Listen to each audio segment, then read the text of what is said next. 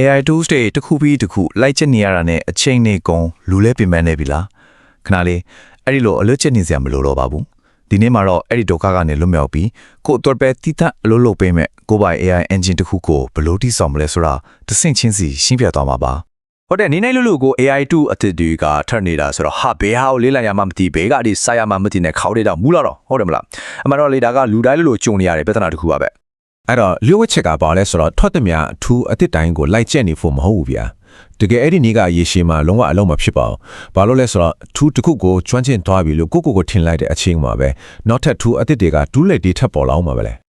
ေအဖေကနည်းနည်းလေးတော့ကွဲပြားတယ်ဒါပေမဲ့ပို့ပြီးတော့အစွမ်းထက်တဲ့နီလန်တစ်ခုမှရှိနေပါတယ်အဲ့ဒါကဘာလဲဆိုတော့ကိုပိုင် expect system တစ်ခုကိုတိစောက်လိုက်ပါတာပဲဆိုတော့ဒီနေ့မှာကိုကရဲ့ notebook LM ကိုသုံးပြီးတော့ကိုအတွက်ပဲအလုံးလုံးပေးမယ်ကိုပိုင် AI engine တွေကိုဘယ်လိုတိစောက်မလဲဆိုတာအတူတူလေ့လာသွားကြမယ်ကဲ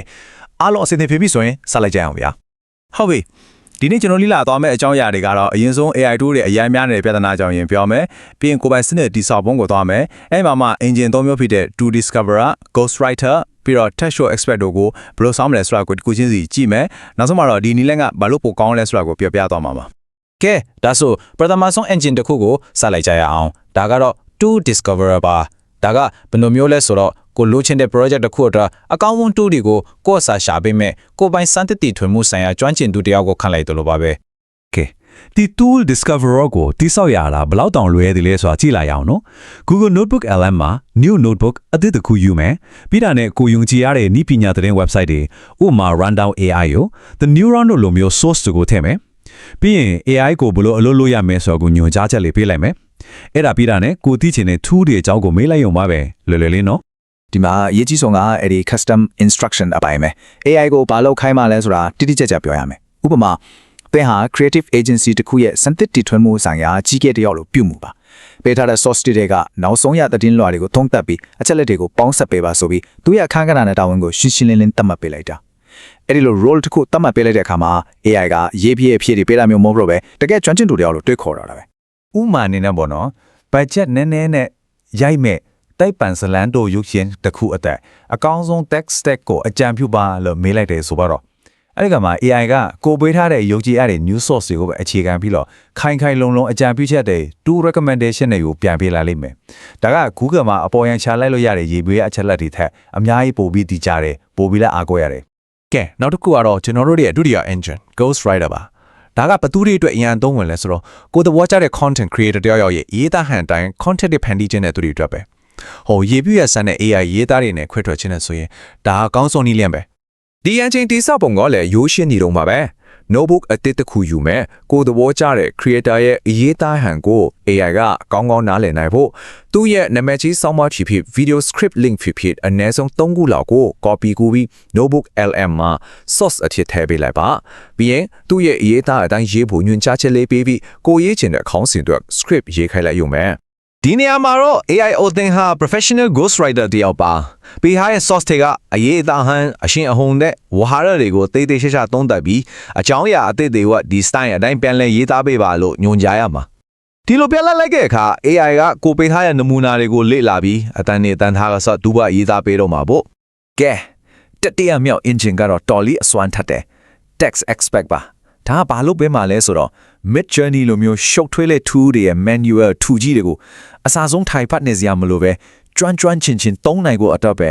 လောရမယ့်အဆင့်တွေကတော့အရင်ဆုံးကိုသုံးရင်တဲ့ tool ဥပမာ mid journey official documentation ကိုရင်ရှာပါပြီးရင်အဲ့ဒီ web page ကို PDF အဖြစ် save လုပ်ပြီးတော့ notebook အတစ်ထဲမှာ upload တင်လိုက်မယ်အဲ့နောက်မှာ AI ကိုကျွမ်းကျင်သူအဖြစ်သတ်မှတ်ပေးတဲ့ညွှန်ကြားချက်ကိုထည့်မယ်ပြီးတာနဲ့ကိုရချင်တဲ့ရလာကိုရှင်းလင်းဖော်ပြပြီးအကောင်းဆုံး prompt ကိုတောင်းဆိုလိုက်အောင်ပါပဲဒီညမှာအချိန်ကုန်အရန်သက်သာစေမယ့် tablet တစ်ခုမျှဝေချင်ပါတယ်ကျွန်တော်လည်းအမြဲသုံးတယ်ဘယ် web page ကိုမဆို PDF အဖြစ်အလွယ်တကူ save လုပ်ချင်နေဆိုရင် Windows မှာဆိုရင် control နဲ့ P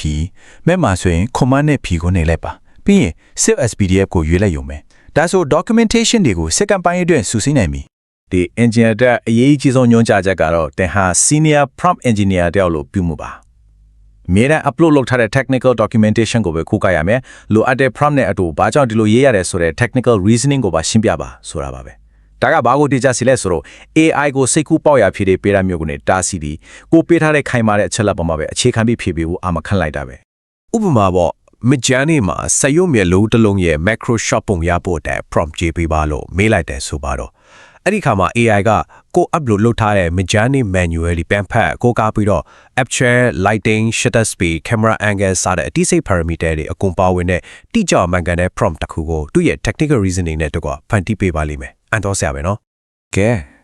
အခုဆိုရင် engine တအုပ်ကိုဘလို့တိဆောက်မလဲဒီတွားပြီးဆိုတော့ဒီနီလန်းကတာမန် chatbot တီကိုမေးတာထက်ဘာကြောင့်ဒီလောက်တောင်ပိုပြီးထိအောင်နေရတာလဲဆိုတော့ချိလိုက်ကြအောင်အဓိကကတော့ JPU ရဲ့ AI တစ်ခုကိုကိုယ့်အတွက်ကိုယ်ပိုင်အထူးကျွမ်းကျင်သူအဖြစ်ပြောင်းလဲပစ်လိုက်တာပါပဲ တာမန် chatbot နဲ့ကိုယ်ပိုင် AI engine ပါကွာလဲရှင်းရှင်းလေးပဲတစ်ပတ်မှာတာမန် chatbot တွေက internet ပေါ်ကအချက်လက်ပင်လယ်ကြီးထိကနေ JPU ရဲ့အဖြေတွေဆွဲထုတ်ပေးလဲမလားမသေးကြဘူးဒါပေမဲ့ကျွန်တော်တိစောက်ထားတဲ့ AI engine ကကြတော့ကိုယ်တိုင်ရွေးချယ်ထားတဲ့ယုံကြည်ရတဲ့ expect data တွေကိုပဲအခြေခံတာဆိုတော့သူစီကထွက်လာတဲ့ဖြေတိုင်းက JPU ရဲ့မဆန်တော့ဘူးကိုပေးထားတဲ့ source တွေကိုအခြေခံတဲ့တိကျတဲ့ဖြေရှင်းချက်တွေပဲဖြစ်နေတော့တာပေါ့ အဓိကအချက်ကဒါပါပဲ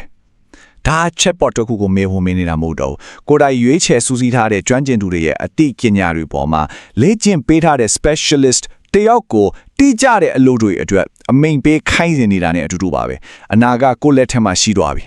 ကဲဒီလေးရှင်းပြခဲ့တဲ့ engine 3မျိုးတွေကပယ်တစ်ခုကိုအရင်ဆုံးစောက်ပြီးဒီဆောင်ကြည့်ခြင်းလဲ True Discoverer လား Crossrider လားဒါမှမဟုတ် Tech Expert လားအောက်က comment မှာကိုပဲ engine ကိုအရင်ဆုံးစမ်းကြည့်မလဲဆိုတာရေးပြီးပြောပြခဲ့ပါအောင်အားလုံးရဲ့ကိုပိုင် funding မှုတွေကိုမြင်ရဖို့စိတ်လှုပ်ရှားနေပါတယ်